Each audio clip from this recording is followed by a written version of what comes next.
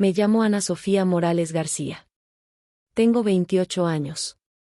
Vivo en Madrid, en un piso pequeño en Lavapiés que da a un patio donde siempre parece haber alguien tendiendo ropa. Trabajo de noche en una recepción de hospital y paso los días despierta, o soñando despierta, o remendando la memoria con cafés y canciones viejas. Si tuviera que describir mi vida en una línea diría que es una colección de huecos ocupados por rutinas, sonar del despertador, la caminata rápida hasta la estación, el metro templado en invierno, el hospital que huele a desinfectante y a flores marchitas en verano. Emocionalmente, me siento como un objeto que ha sido colocado en una vitrina, visible para todos, pero inaccesible, frío al tacto, siempre en riesgo de romperse en silencio. Antes de seguir, si te gustan las historias reales que duelen y sanan a medias, si te conmueven las confesiones que nadie se atreve a decir en voz alta, suscríbete. No es fácil contar esto, pero tal vez a alguien le haga falta escucharlo. No puedo recordar un solo día de mi infancia sin el eco de esa frase. Fue en el salón de actos del colegio, un lugar que olía a barniz y a sudor, con banderines de colores desdibujados por el tiempo. Era el acto de entrega de premios de fin de curso, hacía un calor pegajoso de esos que volvía pegajoso el pelo, la piel y la paciencia. Mi hermano, Mateo, tenía la espalda recta, una sonrisa practicada, y en sus manos la placa de alumno ejemplar, que brillaba como si fuera un trofeo robado al sol. Yo tenía 14 años entonces, pantalones vaqueros rotos que mi madre me negaba a comprar por lo desagradables, y una carpeta con trabajos que nadie leía. Me senté en primera fila porque no tenía idea de que la primera fila pudiera doler. Mi piel se puso fría cuando la directora se inclinó hacia el micrófono, tomó aire y pronunció las palabras que me marcarían por años. Tu hermano es el orgullo, dijo con voz firme, tú no eres nadie. El silencio que vino después era como una cortina metálica que bajó sobre toda la sala. Había ojos clavados en mí, niños curiosos, padres aplaudiendo, 2 o 3 profesores que fingían indiferencia. Sentí un calor en la garganta, como si me estuvieran apretando un lazo invisible. No sabía si era vergüenza, o rabia, o miedo. Mis manos se apretaron en los huecos de la tela del asiento hasta sentir dolor. Después del acto, en la fiesta con Coca-Cola y bocadillos que sabía a plástico, mi madre me sonrió débilmente, como quien se sabe culpable pero no admite la culpa. Es que tu hermano, balbuceó, y la frase quedó a medias, flotando como una mosca en la habitación. Ahí fue cuando comprendí la jerarquía de nuestra casa. Mateo era la inversión, yo la deuda. Él era la carta bien escrita que se mostraba en las reuniones familiares, yo era un borrador olvidado en un cajón. La casa donde crecí, un piso luminoso en el barrio de Tetuán, olía a café amargo, a sal de la sopa que mi abuela preparaba en ocasiones especiales, a la madera vieja de los muebles que ya no crujían igual desde que mi padre dejó de arreglarlo todo con paciencia. El piso tenía ventanas que daban a la calle estrecha y al mismo tiempo protegían del ruido, era un refugio aparente. Mi padre, Javier, trabajaba en una empresa de construcción. Los fines de semana parecía más un jefe que un padre, ordenaba, mi madre, Lucía, obedecía. Ella era, para nosotros, la paz fatigada que mantenía las apariencias. Mateo, 3 años mayor, era el producto, buen estudiante, capitán del equipo de baloncesto, hijo que prometía llegar lejos. No estoy contando esto para que me compadezcas. Quiero que entiendas el contexto, no era solo una casa tradicional, era un ecosistema donde una llave, el privilegio, abría casi todas las puertas. Si esto te está resonando hasta ahora, dale like o comparte, ayuda más de lo que crees y a mí me hace sentir menos sola al contarlo. Esa noche en el salón de actos, antes de que la frase se congelara en mis oídos, hubo un murmullo. Mateo me miró un segundo, y en su mirada no hubo amor ni defensa, hubo miedo. Miedo de que yo pudiera cuestionar algo. Lo vi y no supe qué hacer con ese futuro que se cerraba sobre mí. Decidí callar. Durante años, callar sería mi modo de supervivencia. Los años siguientes fueron una repetición de pequeñas humillaciones disfrazadas de bromas y orientación, profesores que elogian a Mateo en la reunión de padres mientras a mí me piden que me esforzara más, familiares que me preguntaban por qué no era tan aplicada como él, como si el esfuerzo fuera un producto que se pudiera comprar. Empecé a medir mi valor con la distancia que había entre mis logros y la sonrisa aprobatoria de mi padre. Cuando la separación se hizo insoportable, cuando el silencio del comedor se volvió un agujero, me escapaba a la biblioteca municipal. Allí el olor a papel mojado y café instantáneo me parecía una verdad. Leía libros de todo tipo, filosofía barata, novelas policíacas, poesía que olía a humedad. La lectura se convirtió en un gesto íntimo de desobediencia. mientras mi familia me nombraba nadie, yo me inventaba un mundo donde no era invisible. Una noche, cuando tenía 16, me senté en el balcón con una libreta y escribí hasta que la tinta se quedó sin gas. Escribí sobre la directora, sobre el acto, sobre el silencio. Escribí lo que nadie decía en voz alta. Lo guardé bajo el colchón.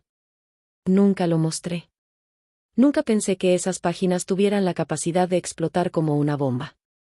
En el instituto, Mateo tenía amigos que olían a colonia y a autobús limpio. Yo tenía 2 amigas que eran como 2 ramas que se sostenían mutuamente en la tormenta. Una de ellas, Clara, me decía, llama a las cosas por su nombre, Annie, esa era la forma cariñosa en que me llamaban. Si no apuestas por ti, nadie lo hará. Pero apostar por mí implicaba romper algo, implicaba confrontar a un sistema que nos sostenía económicamente y socialmente. Mi madre veía la calma como una moneda, mejor no provocar. No voy a mentir, hubo momentos de ternura. Mi hermano, en ocasiones, era amable. Me llevaba al cine una vez al año, me dejaba su chaqueta cuando helaba, me ayudaba con problemas menores como si fuera su deber invisible. En la escuela algunos profesores notaban mi capacidad, mi profesor de literatura me dijo que tenía una voz, pero el eco de la directora y la marea de opiniones externas me empujaban a la orilla, donde aprendí a reconocer el valor según la medida que otros otorgaban. Un año, cuando cumplí 18, recibí una carta del conservatorio donde cursé una prueba de composición. Había sido seleccionada para un curso de verano, la posibilidad era pequeña, pero real. Llevé la carta en el bolsillo como quien lleva un fósforo, la posibilidad de prender una luz. Se lo dije a mi madre y ella suspiró con esa mezcla de alivio fingido y miedo genuino, temía que alguien la juzgara por apoyar mis caprichos. La carta fue la primera vez que intenté exigir espacio. Mateo, en cambio, recibió una beca para estudiar fuera de España, la casa se convirtió en un santuario para su partida, empaques, abrazos, fotos para el Facebook de la familia. Nadie preguntó por la carta pequeña en mi bolsillo. La noche anterior a que Mateo se fuera, mi padre organizó una comida. Había tarta, bebidas y una caja de bombones que mi madre insistió en que eran de buena marca. En un momento, entre risas forzadas, mi padre me miró y dijo: «Ojalá fueras como tu hermano». La frase era como un cuchillo con filo de costumbre. Esa noche me acosté escuchando la radio y el rumor del frigorífico, sintiéndome como si el mundo tuviera un techo bajo el que no encajaba. Cogí la libreta que había guardado durante años y escrito con una intención que no entendía del todo, nombrar, por primera vez, que yo existía. Años más tarde, esa libreta sería la semilla de una decisión que cambiaría mis relaciones familiares para siempre. No lo sabía entonces. Lo único que sabía era que algo dentro de mí empezaba a tramitar una huida, una correspondencia entre mi voz interna y la necesidad de ser reconocida. Salí de casa para ir a la cocina y encontré a mi madre lavando platos, con la mirada perdida en el agua. La abracé, y por primera vez noté que su ropa olía a un perfume viejo, a lavanda y a resignación. No pregunté, no dije nada. Solo me fui a mi habitación con la libreta y la puse sobre la mesa. Cerré los ojos y respiré hondo. Algo se quebró esa noche, aunque era imposible ver de inmediato el tamaño de la grieta. Si llegaste hasta aquí y sientes que esto te toca de alguna manera, dime en los comentarios si te ha pasado algo parecido. Me apoyo en las palabras de otros para sostener las mías. Cuando cumplí 20 años decidí marcharme. No fue un acto heroico, no fue una fuga romántica, fue un repliegue calculado. Pedí una beca para estudiar en la universidad pública y conseguí una habitación en una pensión cerca de la facultad. Mi padre lanzó un comentario sobre la inevitabilidad de mi decisión, mi madre me llevó una sopa en un tupper como quien alimenta a un animal que se va a lo desconocido. Mateo llamó por teléfono para decir, «Cuídate», con la misma voz educada que usaba con desconocidos importantes. Nada cambió la forma en que había dominado mi vida. Madrid me recibió con sus calles imposibles, con su otoño que huele a castañas y a humo de chimeneas. La ciudad es una máquina que traga historias y, a la vez, las afirma. Encontré trabajos de medio tiempo, en una librería que olía a pegamento y papel, haciendo fotocopias para estudiantes nocturnos, atendiendo una cafetería que servía cafés con nombres de poetas. Trabajar en la librería fue mi salvoconducto, los libros me dieron lugares donde esconderme que fueran tiernos y generosos. Podía leer a Neruda entre estanterías y sentir que alguien en el pasado me entendía. En la universidad conocí a personas que no me encasillaron por ser la hermana de. Había debates, entregas, noches largas de estudio en salas con café frío. Empecé a escribir en serio, a dejar de arrugar mis palabras como si fueran culpables. Hice prácticas en una revista cultural donde me trataron como profesional, no como accesorio. Esos años me dieron fuerza y un ego que había sido apagado en casa. Pero también me dieron otra cosa, la evidencia de que lo que me marcó no era solo paternalismo, había algo más oscuro y mucho más presente, secretos. Una tarde, ordenando un archivo en la redacción, me tropecé con un artículo antiguo firmado por Mateo. Era una columna sobre juventud y responsabilidad, que había sido premiada en la prensa local. Lo leí y tuve un sobresalto, la voz, la cadencia, la imagen que pintaba del mundo era exactamente la que yo había guardado en mis cuadernos. La forma en que describía un atardecer en nuestra calle, la metáfora de la sopa de mi madre, la manera en la que hablaba del olor a barniz del salón de actos. Era mi voz transformada en él. No fui capaz de creerlo al principio, pensé que era casualidad, que algunos lugares comunes se repiten. Pero cuanto más rastreaba, más coincidencias aparecían, un poema premiado suyo que usaba imágenes que yo había guardado en un cuaderno que perdí tras una mudanza, un ensayo en un suplemento donde citaba una frase exacta de mis textos. Al principio sentí ira, después incredulidad, por último una sensación de pérdida que no sabía cómo nombrar. Fui a casa, no para confrontarlo, no era aún el momento, sino para buscar pistas. Registré cajones con la paciencia de alguien que ha aprendido a piratear su memoria. Encontré cuadernos viejos, cartas que nunca envié, borradores donde había dejado las huellas de mis primeras narraciones. Y entre ellos, en un pliegue, un sobre amarillo con recortes, premios escolares, diplomas. Uno de esos recortes estaba marcado con una nota en la letra de mi madre: para Mateo, recordar siempre lo bien que lo haces. Sentí que me habían vuelto a cerrar una a una las cosas que eran mías. La confrontación llegó como un accidente. Esperé a que Mateo viniera a Madrid por un fin de semana. Le dije que teníamos que hablar. Él vino con su chaqueta de marca, con un perfume suave que me recordaba al champú que usaba mi padre. Tomamos café en una terraza y empecé con precauciones, con la probidad de quien no quiere provocar una implosión. Mateo, dije, he leído cosas firmadas por ti. Hay fragmentos que reconozco. Él me miró con la paciencia que se reserva a los niños que preguntan por lo inevitable. ¿Fragmentos?, replicó. Lo he escrito yo, Ana. Mi cuerpo se encogió. No supe cómo explicarle que él había escrito con mis palabras, que había vendido mi memoria como si fuera una mercancía. Fue como intentar explicarle a alguien cómo duele una quemadura, las palabras se quedan cortas. Le mostré una de mis viejas libretas, con mis tachaduras, mis correcciones. Él la tomó y la hojeó con la suficiencia de quien hojea un manual de instrucciones, nada le perturbó. Son coincidencias, dijo. A veces los dos pensamos en lo mismo.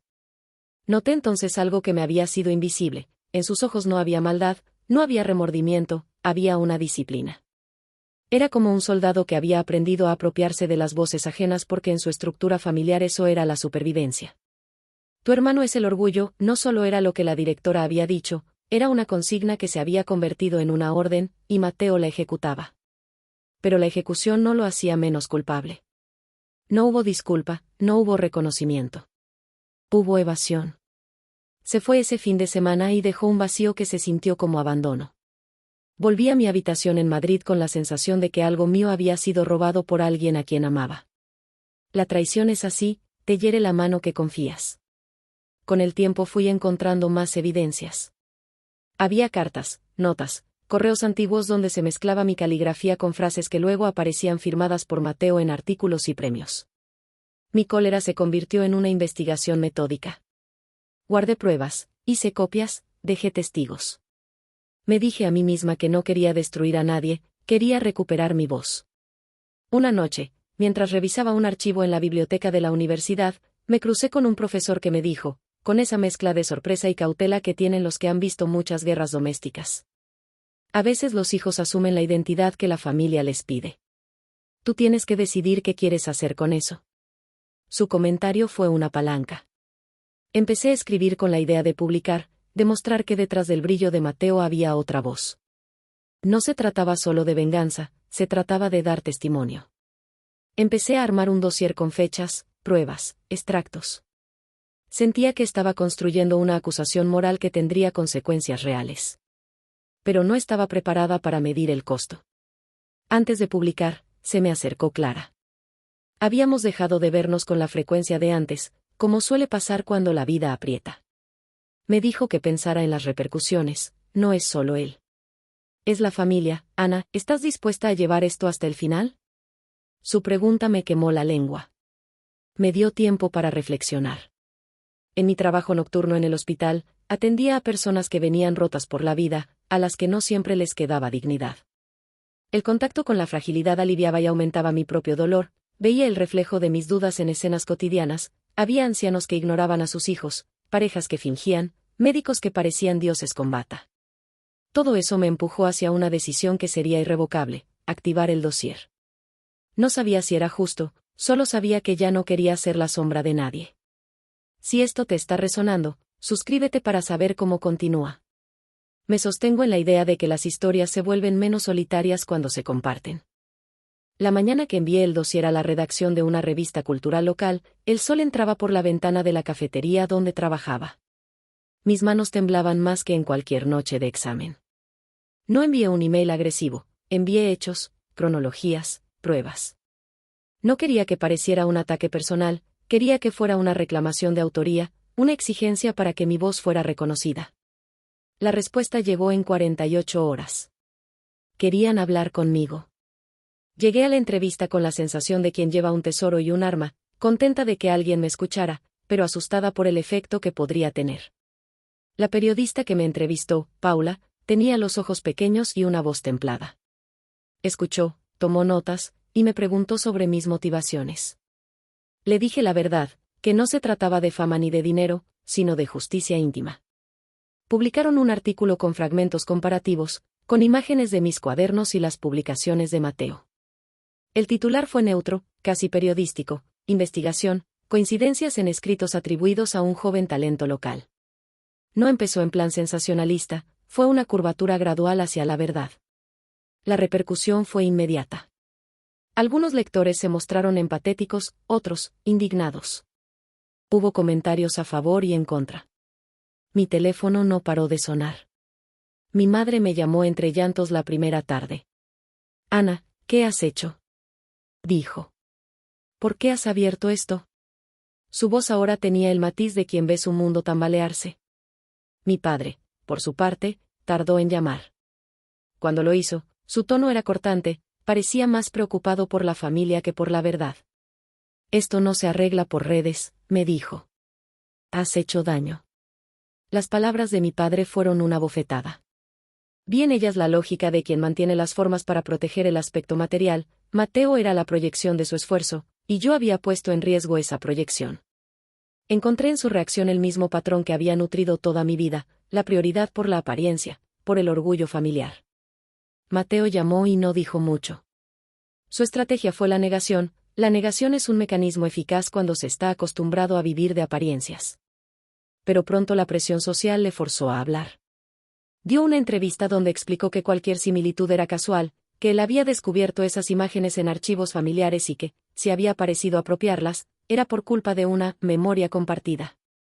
La prensa lo llamó condescendiente. Su cara, en las fotos, parecía la de alguien que temía perder lo que había conseguido. Sentí una mezcla de triunfo amargo y pena. Yo había ganado la batalla del reconocimiento público, pero la victoria reverberaba en los escombros de los vínculos familiares. Las consecuencias fueron más duras de lo que imaginé. Mi madre sufrió un ataque de ansiedad y fue hospitalizada por una semana. Verla en una cama de hospital, pálida y pequeña, me rompió de maneras que no anticipé. Me visitó con ojos húmedos y una confusión que rayaba en la desesperación. Ana, susurró entre lágrimas. No quería que esto pasara así. Es que siempre pensé en quien nos iba a cuidar, no quería perder eso. Fue entonces cuando entendí de otra forma la dinámica. Mi madre no me había traicionado por gusto, había obedecido una lógica de supervivencia emocional y social. Eso no la absolvió de nada, pero me enseñó la complejidad del abandono y del cuidado. Mi padre se distanció. Prefirió evitar confrontaciones, se quedó más en el taller. Mateo, por su parte, sufrió un proceso de cancelación intelectual. Publicaciones que lo habían invitado se retractaron, premios que lo respaldaban pidieron explicaciones. La universidad lo llamó a declarar, y el ambiente en su entorno se volvió pesado, como una casa que ha perdido un pilar. En algún momento, me sorprendí sintiendo lástima por él. No era lástima por sus logros perdidos, era lástima porque la máscara que había construido se partió y, debajo, apareció un tipo indefenso. La atención mediática trajo también lo inesperado, cartas de antiguos compañeros que recordaban actuaciones polémicas, anécdotas de favoritismo, y testimonios de profesores que confesaban haber preferido al hijo ejemplar. Lo que al principio parecía un caso de plagio privado se convirtió en un espejo que mostraba una casa rota por favoritismos y por reglas no escritas. Hubo, además, algo que nadie esperaba, una carta anónima que llegó a mi buzón. Contenía una frase que me heló la sangre: no todo fue apropiación, hubo noches en que él te cubrió a ti. Pregunta por el verano de 2009. La culpabilidad y la curiosidad se mezclaron en mi estómago como un veneno. No recordaba bien ese verano, era una memoria rota, arrojada al olvido como si algo hubiera empujado una persiana sobre ese tiempo. Empecé a investigar otra vez, con más cautela, porque ahora me enfrentaba a un pasado que podía contener secretos peligrosos. Fui a la casa de mis padres con la excusa de ver cómo estaban, aunque la verdad es que iba con la intención de escarbar. En un cajón encontré una carpeta con fotos de familia. Entre ellas, una Polaroid donde se veía a Mateo y a mí en la playa, pero la imagen tenía una marca en el costado como si alguien hubiera intentado arrancar una esquina. Alguien había borrado parte del pasado. Eso me dio miedo de una manera nueva. ¿Qué se ocultaba detrás de esa dejadez? Empecé a recordar fragmentos, una discusión, un grito, la ventana de una habitación abierta de noche. Pero eran imágenes borrosas. Le pregunté a mi madre sobre aquel verano. Al principio negó todo, con la misma seguridad con la que había negado antes cosas que hoy parecían tan obvias.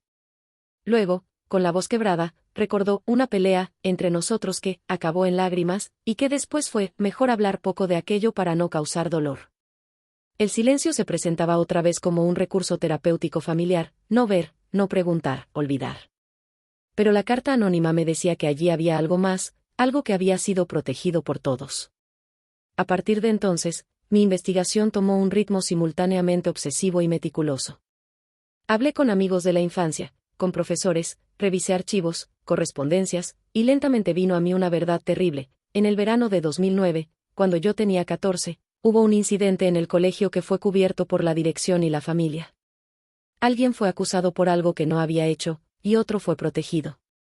No quiero aún escribir los detalles aquí porque el peso de esas palabras me sigue haciendo temblar. Lo que sí puedo decir es que el secreto involucraba una humillación pública, una amenaza y la decisión, consciente, de mi familia de proteger a una figura con más valor social. Esa revelación explicó muchas cosas: la frase en el acto, la indiferencia, la disposición de los adultos a mantener las formas por encima de la justicia. Explicó también por qué, en el fondo, Mateo nunca me defendió, porque su lealtad a la familia y su miedo a perder el orgullo eran más fuertes que su obligación hacia mí. Si esto te resulta pesado, pide un descanso. Es importante que cuidemos cómo consumimos estas historias. Pero si quieres seguir, no olvides suscribirte, prometo seguir contando. Saber no es lo mismo que enfrentar. La información que reuní no era ajena, era la confirmación de la sospecha que se alojó como un tumor en mi cuerpo. Escogí cuidadosamente cómo actuar. Hablé con un abogado que me ayudó a entender las implicaciones legales y morales de lo que tenía: pruebas, testimonios, fechas. Decidí confrontar a mi familia en una conversación formal, con testigos. No quería que nadie dijera luego: esto no pasó, y borrara lo que ya no podía ser borrado. La reunión fue en la sala del tercer piso de la casa de mis padres. Mi madre, demacrada por las semanas de tensión, no supo cómo sostener la mirada. Mi padre trató de mantener la compostura, pero lo vi temblar. Mateo llegó con la cara larga, como si supiera que algo se quebraba para siempre. Yo presenté las pruebas: cartas, recortes, fotos, testimonios. Los nombres quedaron en la sala como piezas sobre la mesa de un juego que nadie quería jugar. Mateo explotó. No fue una explosión de ira, sino un colapso. Empezó a hablar de cosas que no había dicho antes. Confesó que, efectivamente, se había apropiado de textos para construir una imagen que la familia necesitaba. Dijo que lo había hecho por miedo, por supervivencia, por una presión que no sabía cómo gestionar. Pero luego confió algo más que me dejó congelada: había hecho otra cosa, una decisión que en su momento creyó protegernos a todos, y que ahora venía a la superficie con su precio. Lo que dijo me obligó a mirar mi pasado con otros ojos. Mateo habló de una noche en la que algo ocurrió entre nosotros en la que él tuvo que decidir entre exponernos o mentir. Su relato no buscó exculparse, sino describir cómo el miedo lo había convertido en protector y verdugo a la vez. Dijo que había traicionado mi confianza, que había mentido para salvar algo que el padre valoraba más que la verdad. No fue una explicación limpia, fue la confesión de un ser humano rendido. El efecto de esa conversación fue un temblor en la estructura familiar.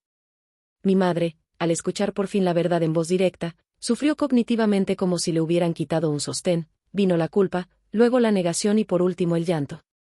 Mi padre, en contraste, se encerró en una distancia que parecía más defensa que reflexión. No hubo reconciliación inmediata, hubo una serie de heridas expuestas que no sabían curarse.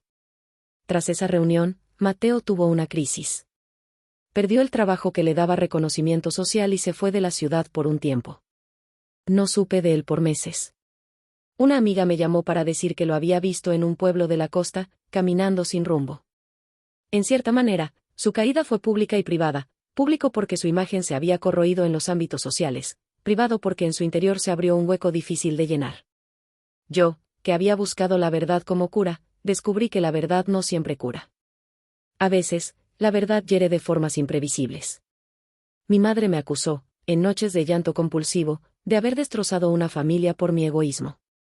No era una acusación basada en lógica, sino en miedo, miedo a la precariedad, a la pérdida del honor.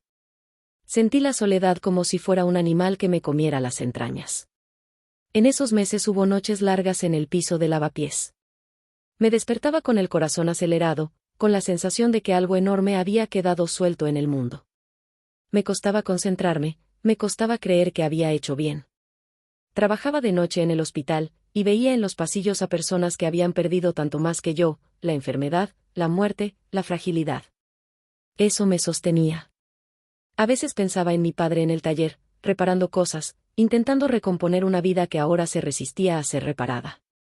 Hubo también gestos pequeños que me dieron esperanza, cartas de antiguos profesores que me agradecían por haber traído al debate una cuestión necesaria, amigos que me abrazaron sin pedir explicaciones, lectores que me dijeron que mis textos les dieron palabras para nombrar su propio dolor. Esas voces me recordaban que no todo era destrucción. Pasó el tiempo y un Facebook Live, una entrevista radial, y vi a mi hermano en directo hablando con voz quebrada. Dijo cosas que no esperé, reconoció errores, pidió perdón y habló de su propia enfermedad emocional, de la presión de ser el orgullo para un hombre que no supo construir límites. Fue doloroso verlo así, pero también humano. La reconciliación con mi familia no fue un acto heroico. Fue una suma de pasos torpes. Mi madre fue a terapia y empezó a hablar de su infancia. Mi padre, con su torpeza habitual, pidió perdón a su manera, comprando una planta y dejándola en la puerta como si eso pudiera simbolizar el renacer. Mateo volvió a la ciudad meses después. Nos vimos en un bar sin lujos, con la sensación de que las palabras pesaban más que el aire. Intercambiamos frases medidas, como si usáramos guantes para tocar una herida. No hubo promesas grandiosas. Hubo un acuerdo mínimo, no repetir la lógica que nos había lastimado. Reparar no significó olvidar ni excusar. Significó, para mí, poner límites, decir cuando algo me pesaba, reclamando espacio para mi voz. Empecé a publicar mis relatos con mi nombre. No quería solo reconocimiento, quería que el acto de nombrarme cambiara el movimiento en casa. Mi madre y yo empezamos a reconstruir una relación diferente, una que incorpora la memoria sin fingir que las cosas no pasaron. Aprendimos a escuchar. Fue lento, torpe, humano. Hubo días en que pensé en rendirme. Pero había también momentos de ternura inesperada, una llamada de Mateo para decir, siento lo que hice, sin buscar absolución, un correo de un lector que me decía que mis palabras le habían dado valor para contarlo todo a su pareja, una vecina en el hospital que me ofreció una taza de té y una historia. Si esto te está tocando, comparte. A veces las historias sirven para que otros no se sientan tan solos. Hoy, mirando hacia atrás, veo mi vida como una serie de estaciones, la que me vio crecer en la casa con la frase que hizo eco, la que viví en Madrid construyendo una voz, la que fue la exposición de la verdad, y la que empezó la lenta recomposición. Nada de esto fue lineal. Las personas se fracturaron y se pegaron con cemento frágil. Aprendí que no es suficiente decir la verdad para sanar, la verdad exige acciones posteriores. Con Mateo no tenemos la relación idílica de hermanos protagonistas de un cuento. Tenemos conversaciones con pausas, reuniones familiares en las que se evitan algunos temas y se nombran otros con cuidado.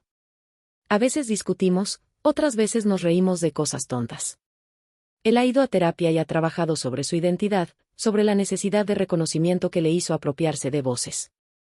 Yo he seguido escribiendo y publicando, y he encontrado lectores que me hacen saber que mis palabras les han dado coraje.